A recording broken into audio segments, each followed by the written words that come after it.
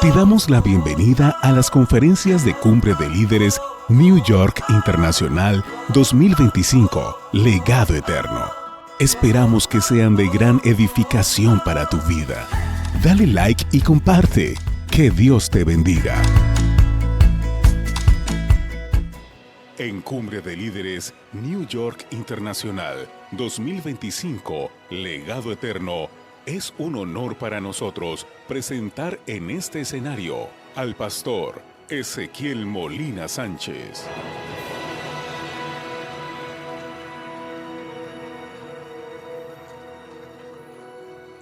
Buenos días, la paz de Dios sea con todos. Es un gozo poder estar nuevamente en Cumbre de Líderes y es una bendición que Dios nos haya permitido, ¿verdad?, poder llegar hasta aquí a compartir con ustedes. Gracias a los pastores Castillo, nuestros hermanos queridos de muchos años que nos han tomado en cuenta para estar aquí. Y bueno, para mí también es una bendición cuando fuera de nuestro ministerio me toca ministrar en pareja con mi papá. Yo no sé a cuánto Dios le ha dado ese privilegio, pero yo puedo decir que me lo ha dado a mí y eso es una gran bendición. Estamos en la República Dominicana con las iglesias Mahanaín, junto a mi esposa pastoreamos Mahanaín Romana, Mahanaín Santo Domingo Miraflores y Mahanaín Higüey. Y ahí estamos haciendo algo para el Señor y damos gracias a Dios por todo eso. Yo digo que yo no soy el heredero de mi padre, yo soy su compañero ministerial, porque me tuvieron muy joven y me ha tocado la bendición de siempre trabajar a su lado y yo creo que eso es parte de un gran testimonio de la bondad de Dios. Ahí afuera tenemos una mesa con algunas informaciones del ministerio y el libro, la más reciente edición del libro Memorias de un Ministerio, de la autoría de mi padre, 60 años, un testimonio de 60 años de ministerio, lo que Dios ha hecho en 60 años y bueno, ahí está nuestra tercera generación porque ahí están mis hijos, que son los que están atendiendo eso. Así que si quiere información un poquito del ministerio, puede pasar por la mesa. Incline su cabeza ahí donde está y presentemos a Dios este tiempo. Padre, aquí estamos para hablar tu palabra. Úsanos conforme a la necesidad de todos los presentes y que la palabra que salga de nuestros labios bendiga la vida de todos los presentes y a todos los que pueda alcanzar este tiempo. En el nombre de Jesús declaramos por fe que así será para la gloria de Dios. Amén. Estamos en legado eterno y la palabra legado, recapitulando un poquito lo que se habló ayer, viene del latín legatum y es algo que se transmite a las generaciones futuras y puede ser tangible como una herencia material o intangible como valores, conocimientos, tradiciones o logros. Los legados pueden ser personales, familiares, culturales o incluso históricos y suelen reflejar la influencia y el impacto de una persona o grupo en la sociedad. Existen numerosos legados, por ejemplo, históricos, que muchas veces lo hemos recibido y no sabemos ni siquiera de dónde vienen. Por ejemplo, el Imperio Romano ha dejado el legado del desarrollo del derecho romano, la arquitectura monumental como el Coliseo y los acueductos, así como la difusión del latín que dio origen a las lenguas romances, entre ellas la nuestra. La antigua Grecia contribuyó con la filosofía, la democracia, el teatro, los Juegos Olímpicos. Filósofos como Sócrates, Platón y Aristóteles sentaron las bases del pensamiento occidental a partir de sus ponencias en el Areópago. La revolución industrial transformó las economías agrarias en economías industriales y urbanas, introduciendo avances tecnológicos como la máquina de vapor, el telar mecánico, lo que cambió radicalmente la producción y el transporte. La Revolución Francesa introdujo conceptos que hoy lo tenemos como normales, como la libertad, la igualdad y la fraternidad, y llevó a la abolición de la monarquía absoluta y al establecimiento de la república. En resumen, legado se refiere a todo aquello que una persona deja para quienes vienen después, ya sean bienes, ideas, principios o la reputación de su obra. Generalmente solo pensamos en las herencias, que es lo material, pero el legado es más abarcador. Un músico puede dejar un legado de obras musicales.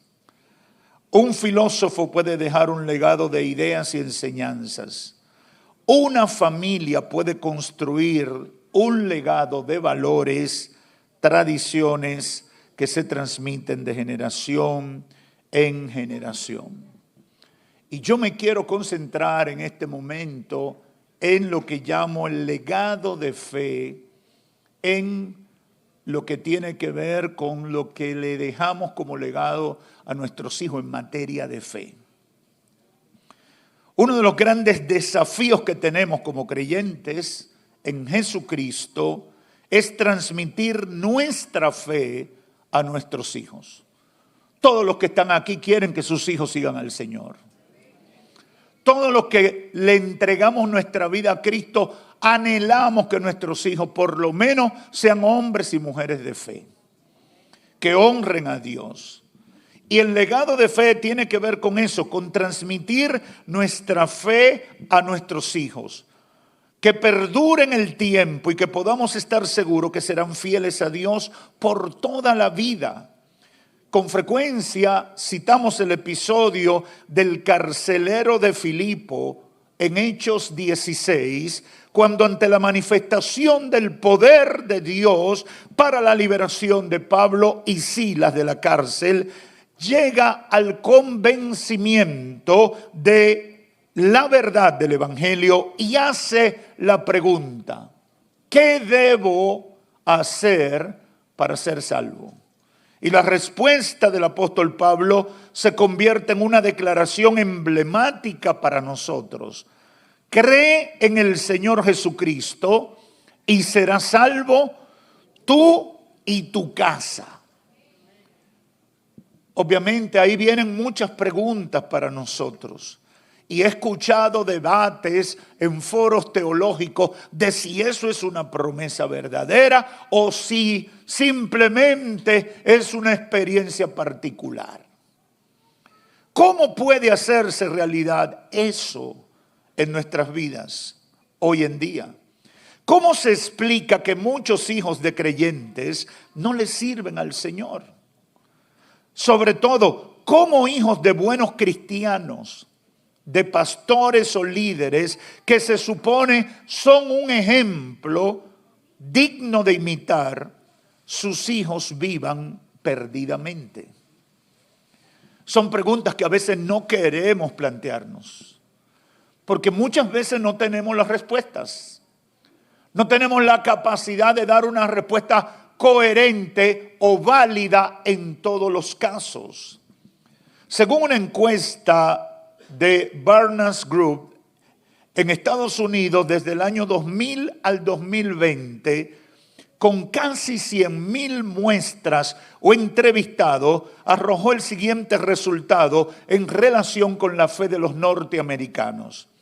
En el año 2000, un 45% de los norteamericanos se identificaba como cristianos practicantes. ¿Qué quiere decir eso? Que iban a la iglesia una vez por semana, que de alguna manera leían la Biblia y tenían tiempo de oración. Esa era la definición de cristiano practicante. En el 2020, 20 años después, eso bajó a solo el 25%. De 45 que se identificaban como cristianos practicantes, bajó al 25%. Y usted puede consultarlo entrando a la página de Barna Group. Hay un pico en el año 2009-2010 y quedó algo positivo hasta casi el 2012, pero algo pasó en el 2012 que se desplomó. Los que se identifican como no cristianos era un 20% en el año 2000 y en el 2020 subió a un 32%. Y ese grupo alimentó el porcentaje de lo que hoy se identifican como no creyentes en nada. La realidad es que estamos en un tiempo donde no hay una buena transferencia o no estamos dejando un legado de fe como Dios espera de nosotros.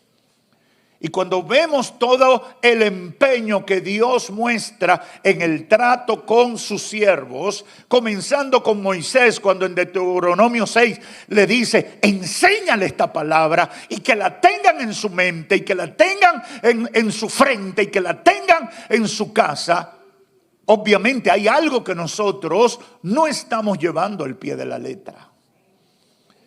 Quiero abordar lo que entiendo fundamental al tratar este asunto a la luz del ejemplo bíblico de Timoteo y dejar algunos aportes al respecto.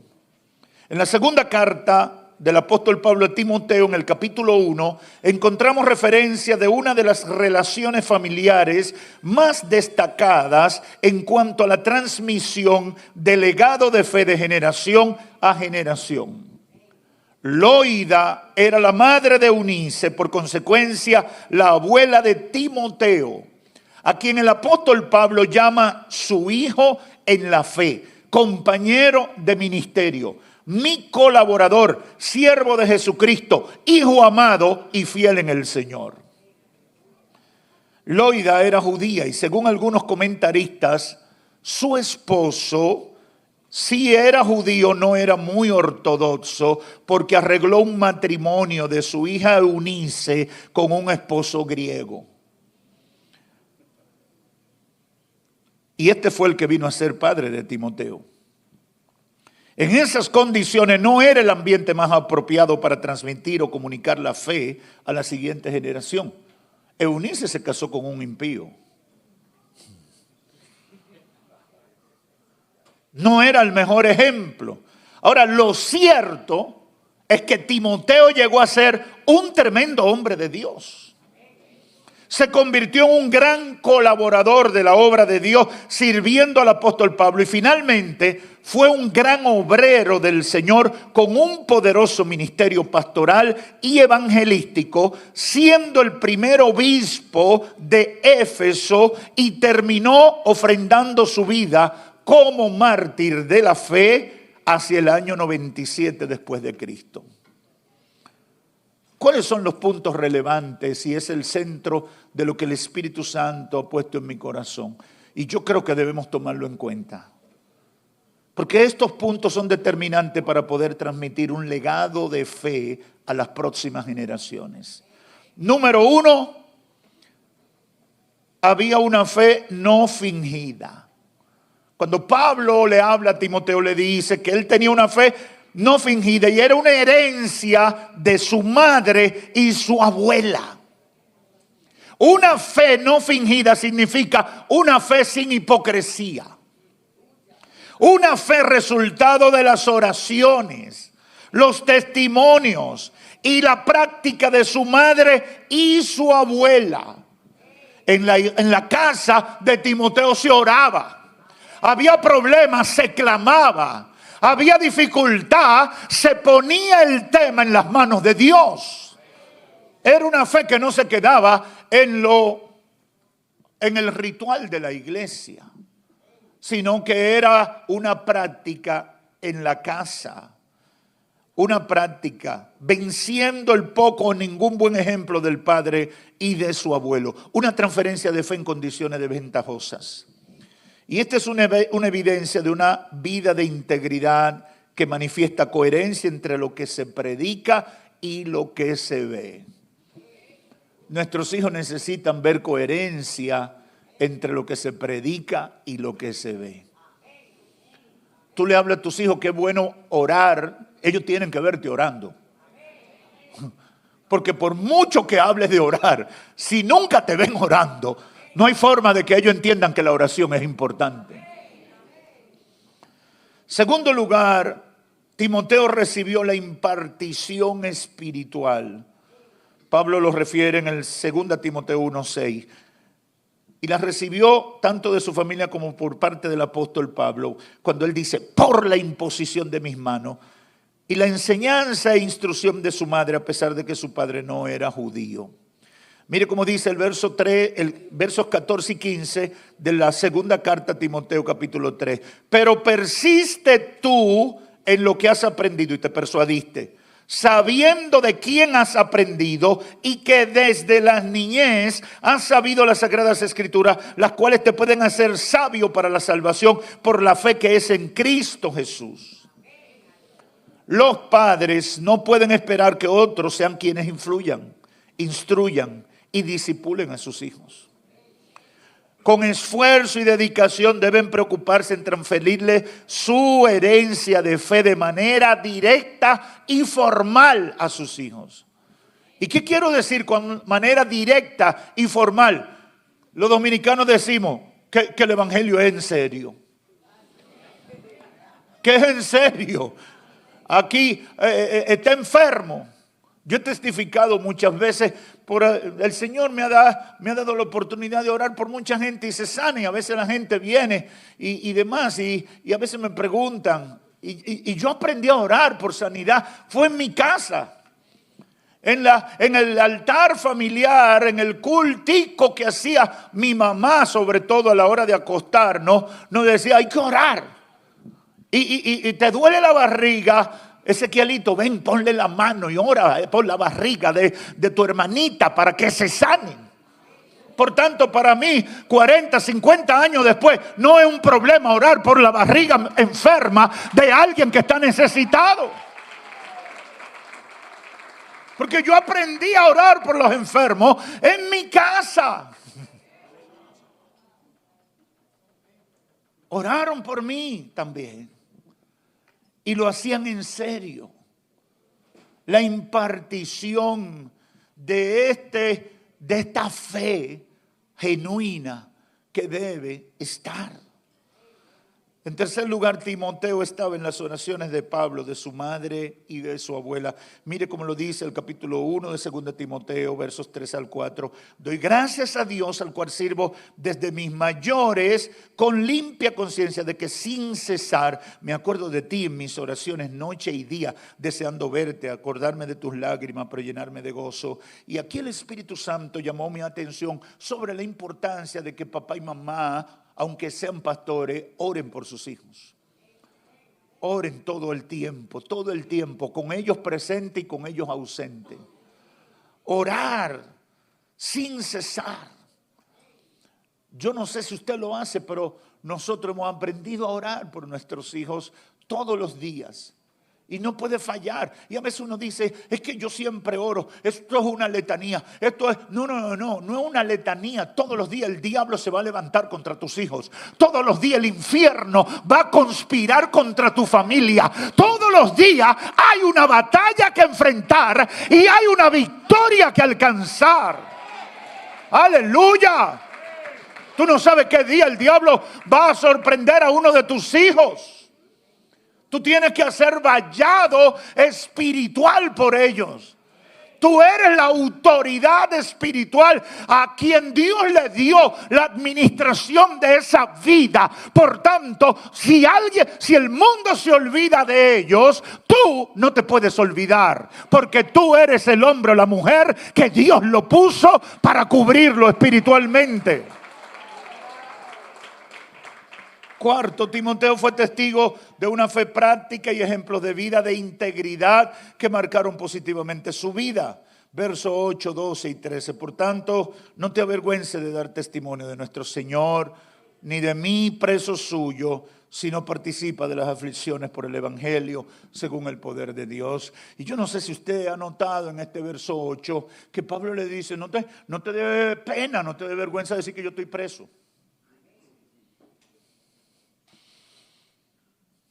Hay un problema, y sobre todo en los últimos años, el hambre de éxito nos tiene hablando mentiras. No, fue la misma gloria de Dios y no fue nadie.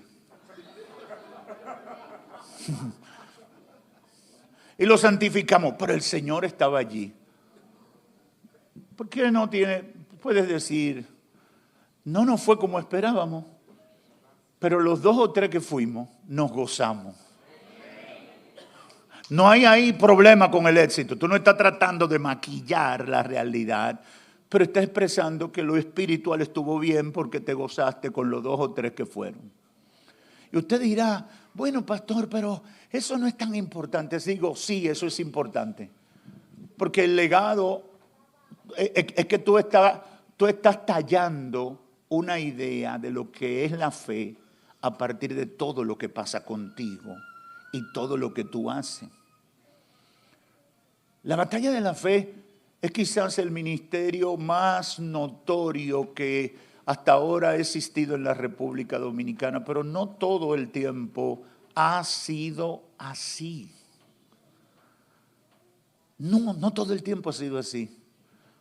Hoy tenemos el privilegio que el presidente nos conoce y hasta nos puede llamar por teléfono.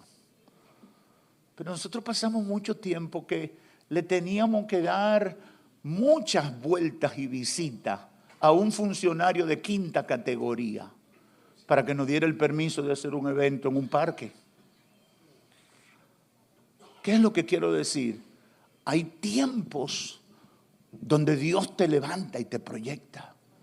Pero hay otros tiempos que quizás las cosas no son tan notables ni tan exitosas.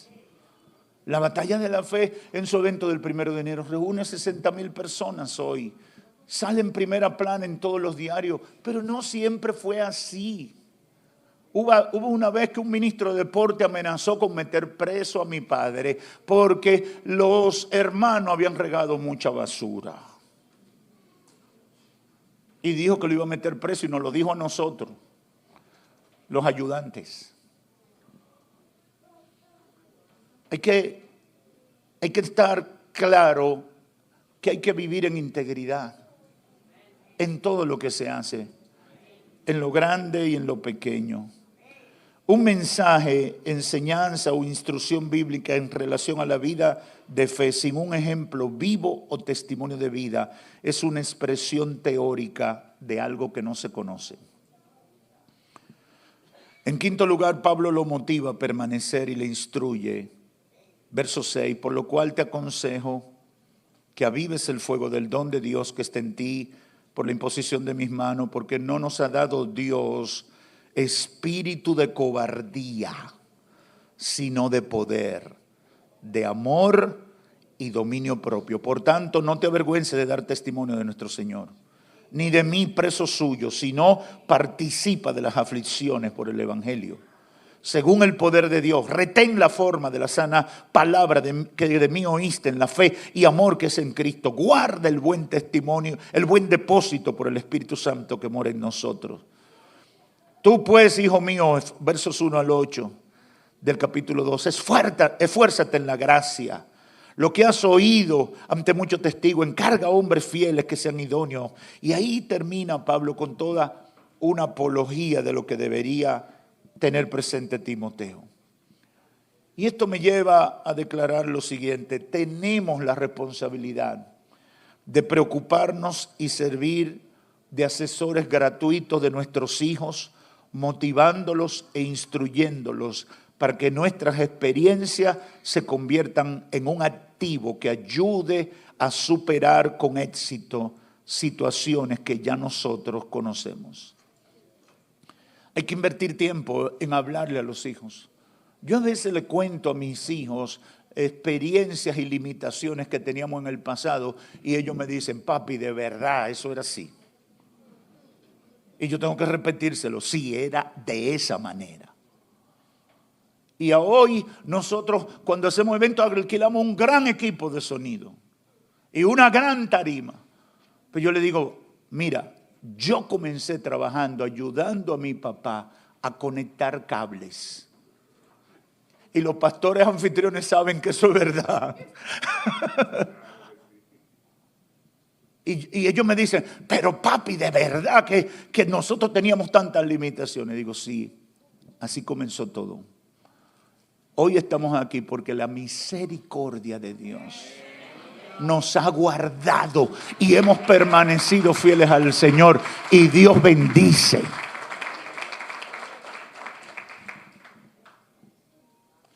Quiero concluir con lo siguiente. Proverbio 22:6 dice, instruye al niño en su camino y aun cuando fuere viejo, no se apartará de él. Instruir es enseñar. No es solo llevarlo a la iglesia. Hay gente que va y me lleva a los muchachitos a la iglesia y los suelta.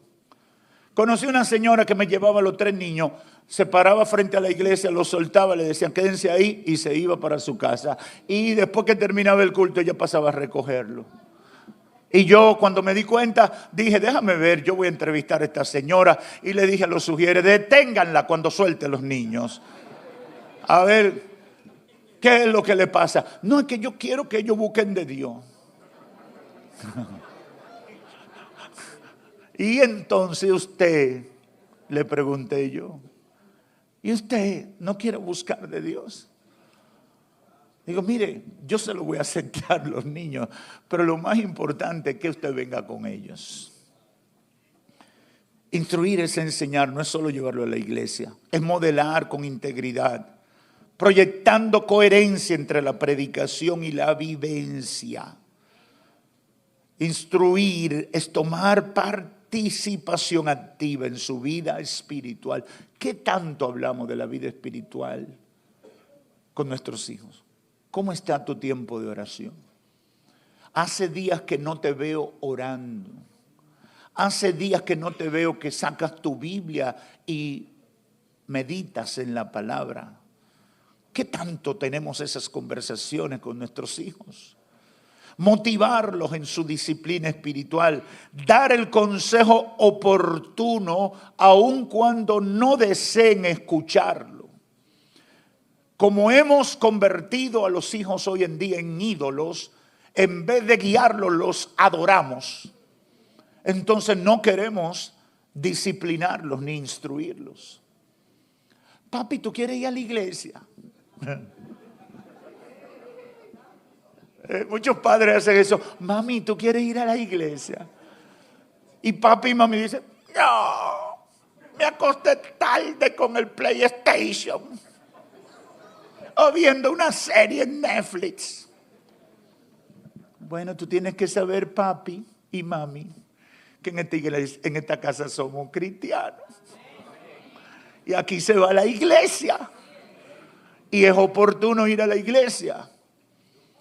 Yo doy muchas gracias a Dios porque una vez mi papá en un tiempo de frustración con el tema de los músicos y los cantantes, yo no sé si él se recuerda de eso, nosotros íbamos a las actividades con él, pero no era que teníamos una participación activa, pero él frustrado con tantos problemas que tenía, un día, yo no sé si enojado o convencido de que lo único que podía hacer era eso, dijo, a partir de ahora ustedes son del ministerio.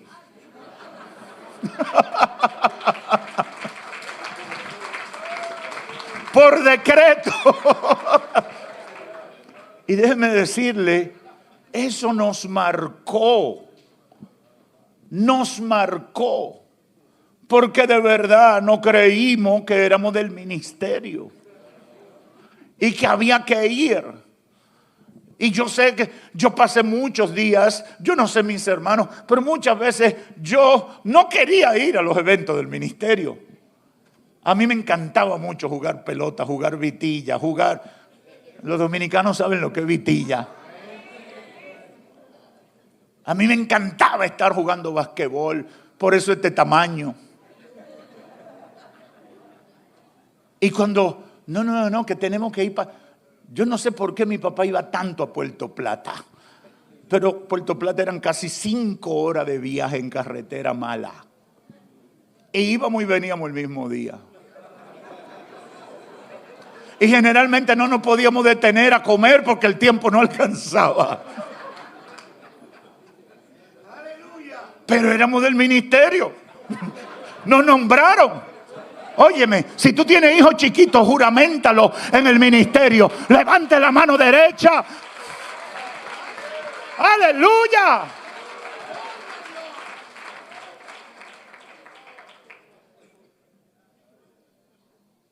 Lamentablemente mucha gente de Dios no ha tenido éxito con sus hijos por ignorar principios fundamentales como estos y dejarse ocupar tanto del trabajo en el ministerio en perjuicio de su familia. Y la familia no son solo los hijos, está la esposa o el esposo. Eso es fundamental. Hay que tener un balance en la vida para poder tener el tiempo. Una de las cosas más difíciles es administrar el éxito en el ministerio. Póngase a pensar en eso. Te llegan invitaciones para estar todos los días en algo. Los hermanos te demandan tiempo. Siempre hay un matrimonio en crisis y una hermana depresiva.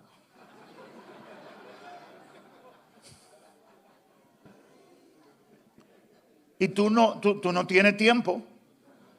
Tú no tienes tiempo. Yo creo que nunca he dicho esto delante de mi padre y lo voy a decir ahora. Para mí, no sé para mis hermanos, pero yo soy el mayor. Mi papá tomó una decisión, yo creo que yo tenía como 13 años, y fue que él renunció, salió, dejó la iglesia que había fundado y pastoreado y se dedicó al ministerio interdenominacional y no se ocupó en volver a estar pastoreando. Y yo recuerdo, yo no sé si él se recuerda, que la primera vez de esa decisión él tuvo tiempo, porque en ese tiempo él trabajaba secularmente, era pastor y tenía una función en el concilio al que pertenecía. Y bueno, vivía muy ocupado. Pero después de ese stop en el pastorado, por primera vez nos llevó a la playa, a la familia, a Boca Chica. Y yo me recuerdo que ahí nos encontramos con el que era el supervisor del concilio.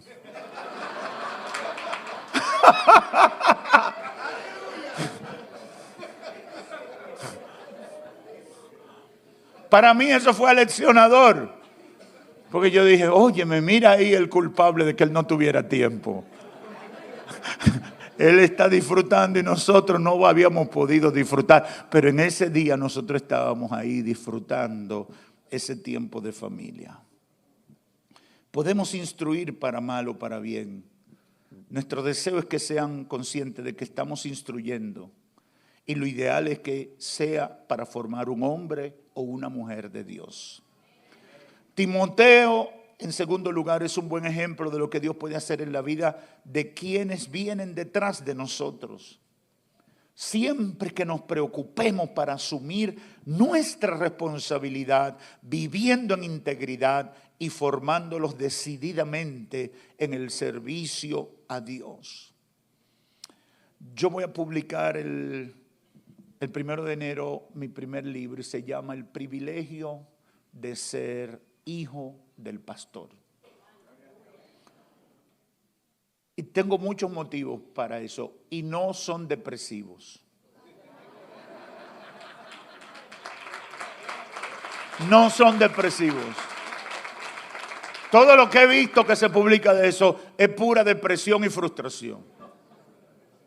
Y yo lo que he recibido lo quiero proyectar en el sentido real, positivamente.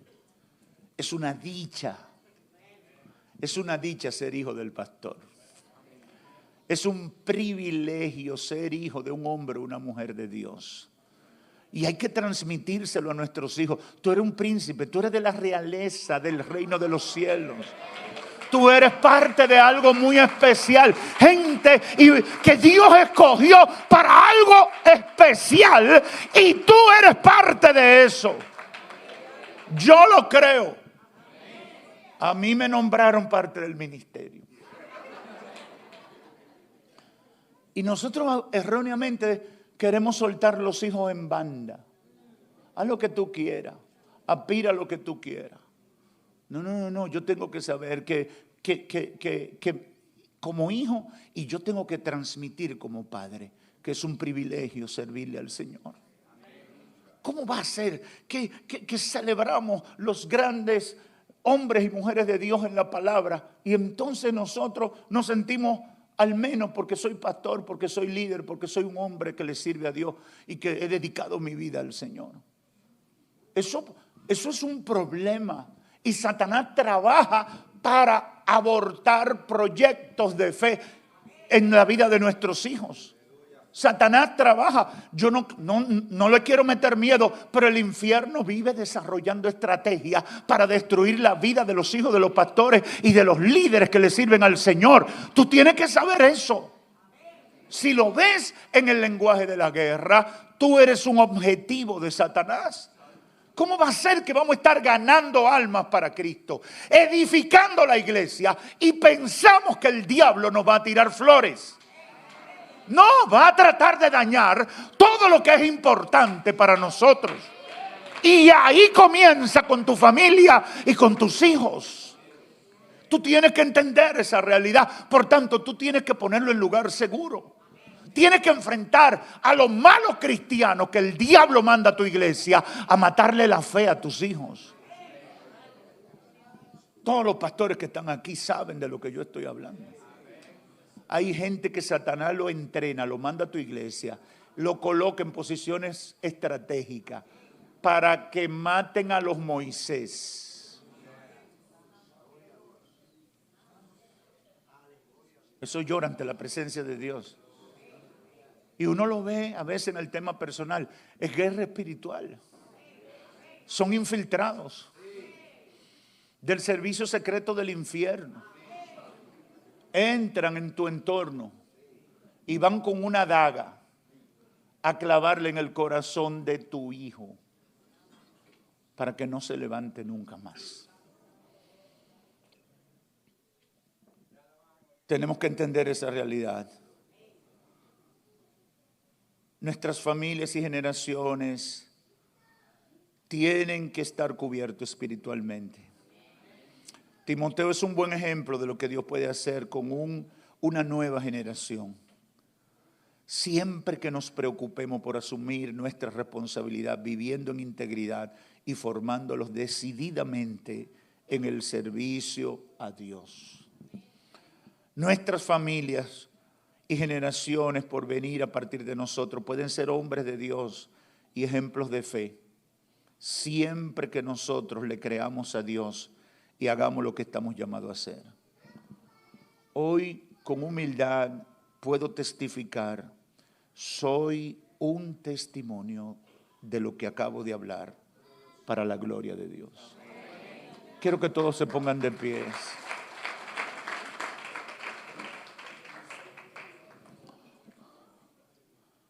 Yo no sé cuánto están batallando con hijos, pero yo propuse en mi corazón que iba a orar por los que han sufrido ataques del diablo contra la vida de sus hijos y ha afectado el legado de fe que ustedes han intentado transmitir. Y la palabra que el Señor me ha dado es para motivar a todos los que están aquí. Tienes que ponerte el traje de batalla por la familia tuya. Tienes que tener ese tema del legado de fe como algo fundamental. ¿Quién va a disfrutar la victoria cuando tu familia se está perdiendo? ¿Con qué ánimo vas a motivar a la iglesia cuando tú sientes que lo tuyo se está hundiendo, que tu barco se está hundiendo? Satanás sabe lo difícil que es eso. Y es como una herida en una parte muy sensible que nos inhabilita. Yo quiero que oremos. Y los pastores y líderes que tengan hijos descarriados, yo quiero que vengan al altar. Y aquí delante vengan a decirle: Señor, esta batalla no se ha terminado. Y yo sé que tú todavía me puedes dar la victoria. Así que todo el que tenga un hijo, una hija descarriado, de los que están aquí, venga al altar. Vamos a poner eso en las manos del Señor.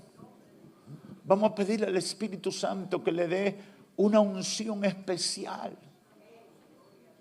No es el deseo de Dios que tus hijos se queden fuera de lo que Dios está haciendo y lo que Cristo vino a conquistar para ellos. Tenemos que tomar esto en serio. Tenemos que tomar esto como prioridad. A veces estamos ganando al mundo y se nos está perdiendo nuestro mundo. ¿De qué vale? ¿De qué vale ir a las naciones si tu pequeña nación está como barco a la deriva? Que uno de tus hijos, Satanás lo tiene destruido. Y yo quiero decirte, no te dejes desanimar del diablo. Tienes que decirle al diablo: esto no ha terminado todavía. Esta batalla no se ha terminado. Hoy mi hijo puede estar descarriado, pero esta batalla no se ha terminado. Yo sigo creyendo en que el Señor lo alcanzará. ¡Aleluya! ¡Aleluya! Porque hay un legado de fe que tiene que quedarse en ellos. ¡Aleluya! Toda la iglesia se une y extiendan las manos los que están en el público para cubrir a mis hermanos que están aquí. Esto es un acto de alto significado en el mundo espiritual. No se vale rendirse, en la palabra que Dios me da para ustedes. No se vale rendirse. Y no hay otro resultado que no sea la victoria. No te rindas, papá, mamá, hombre, mujer de Dios, no te rindas. Dios no ha terminado contigo, ni ha terminado con ellos. Padre, aquí estamos. Tú pusiste esto en mi corazón. Y yo creo que es tu perfecta voluntad lo que ha pasado. Aquí están mis hermanos, enfrentando batallas. Enfrentando batallas. Satanás se burla. Satanás a veces los hace sentir mal. A veces ellos no tienen deseos de trabajar, porque ellos están trabajando para alcanzar a los perdidos y tienen un perdido o varios en su casa. Ayúdalo, Señor. Yo creo que esta ha sido una cita divina, donde tú lo has traído para ministrar a su corazón y decirle: tus hijos pueden ser un Timoteo. Tus hijos están llamados a ser un instrumento escogido por Dios. En el nombre de Jesús, reprendemos al diablo. En el nombre de Jesús declaramos liberación. Liberación para esos muchachos. Liberación para esos hombres y mujeres que son parte del legado de fe de estos hombres y mujeres que están aquí en el altar. Ayúdalos, Señor. Dale la capacidad de influir en sus hijos. Espíritu Santo, ellos necesitan una unción renovada para que cuando le hablen, le lleguen al corazón de sus hijos. Para que los pensamientos perturbadores que han matado la fe de sus hijos, esos pensamientos sean desarraigados y sus hijos se conecten con el corazón de sus padres. Y como el hijo pródigo, vuelvan en sí. Salgan de la fascinación del infierno y se conecten con el propósito de Dios para su vida. Señor, en sentido general, declaro en el nombre de Jesús que los hijos de todos los que estamos aquí son príncipes y princesas escogidos por ti cuando llamaste a papá y a mamá para que ellos sigan con el legado de fe. Y por fe así será. Declaro proféticamente que así será, y muchos testificarán y te darán la gloria en el nombre de Jesús. Amén, amén y amén. Que Dios los bendiga. Muchas gracias.